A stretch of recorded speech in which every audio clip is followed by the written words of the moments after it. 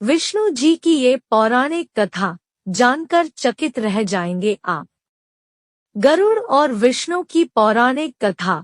ऋषि कश्यप की कई पत्नियां थी, जिनमें से 2 वनिता और कद्रु थी। ये दोनों ही बहनें थी जो एक दूसरे से ईर्ष्या रखती थी। दोनों के पुत्र नहीं थे, तो पति कश्यप ने दोनों को पुत्र के लिए एक वरदान दे दिया। वनिता ने 2 बलशाली पुत्र मांगे, जबकि कद्रु ने 1000 सर्प पुत्र रूप में मांगे, जो कि अंडे के रूप में जन्म लेने वाले थे। सर्प होने के कारण कद्रु के 1000 बेटे अंडे से उत्पन्न हुए और अपनी मां के कहे अनुसार काम करने लगे।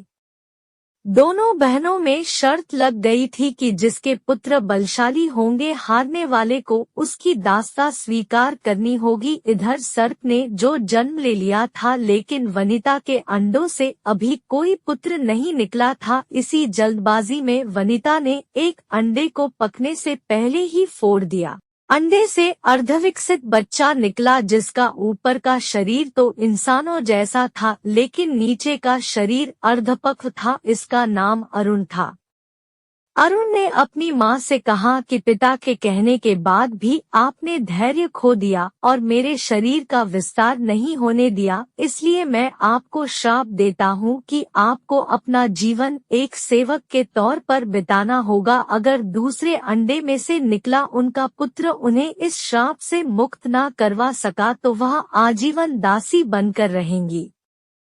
भय से विंता ने दूसरा अंडा नहीं फोड़ा और पुत्र के शाप देने के कारण शर्त हार गई और अपनी छोटी बहन की दासी बनकर रहने लगी। बहुत लंबे काल के बाद दूसरा अंडा फूटा और उसमें से विशालकाय गरुड़ निकला, जिसका मुख पक्षी की तरह और बाकी शरीर इंसानों की तरह था। हालांकि उनकी पसलियों से जुड़े उनके विशालकाय पंख भी थे। जब गरुड़ को यह पता चला कि उनकी माता तो उनकी ही बहन की दासी है और क्यों है यह भी पता चला, तो उन्होंने अपनी मौसी और सर्पों से इस दासत्व से मुक्ति के लिए उन्होंने शर्त पूछी।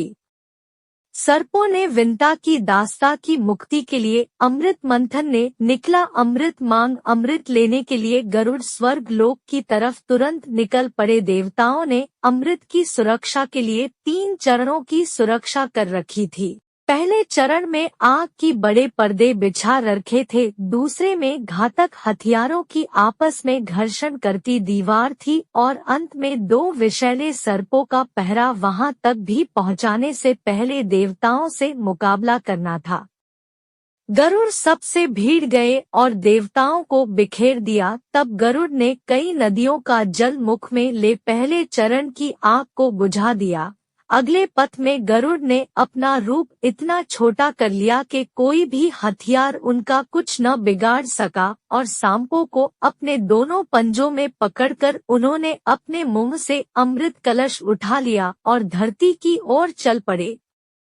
लेकिन तभी रास्ते में भगवान विष्णु प्रकट हुए और गरुड़ के मुंह में अमृत कलश होने के बाद भी उसके प्रति मन में लालच न होने से खुश होकर गरुड़ को वरदान दिया कि वो आजीवन अमर हो जाएंगे। तब गरुड़ ने भी भगवान को एक वरदान मांगने के लिए बोला, तो भगवान ने उन्हें अपनी सवारी बनने का वरदान मांगा। इंद्र ने भी गरुड़ को वरदान दिया कि वो सांपों को भोजन रूप में खा सकेगा। इस पर गरुड़ ने भी अमृत सकुशल वापसी का वादा किया। अंत में गरुड़ ने सर्पों को अमृत सौंप दिया और भूमि पर रख कर कहा कि यह रहा अमृत कलश, मैंने यहाँ इसे लाने का अपना वादा पूरा किया और अब यह आपके सुपुर्द हुआ, लेकिन इसे पीने के आप सभी स्नान करें तो अच्छा होगा। जब वे सभी सर्प स्नान करने गए, तभी वहां अचानक से भगवान इंद्र पहुंचे और अमृत कलश को वापस ले गए, लेकिन कुछ बूंदें भूमि पर गिर गई जो घास पर ठहर गई थी। सर्प उन बूंदों पर झपट पड़े, लेकिन उनके हाथ कुछ न लगा। इस तरह गरुड़ की शर्त भी पूरी हो गई और सर्पों को अमृत भी नहीं मिला। ऐसी ही वीडियो के लिए चैनल को सब्सक्राइब करें, वीडियो को लाइक करें और कमेंट बॉक्स में अपनी राय दें। वीडियो देखने के लिए धन्यवाद।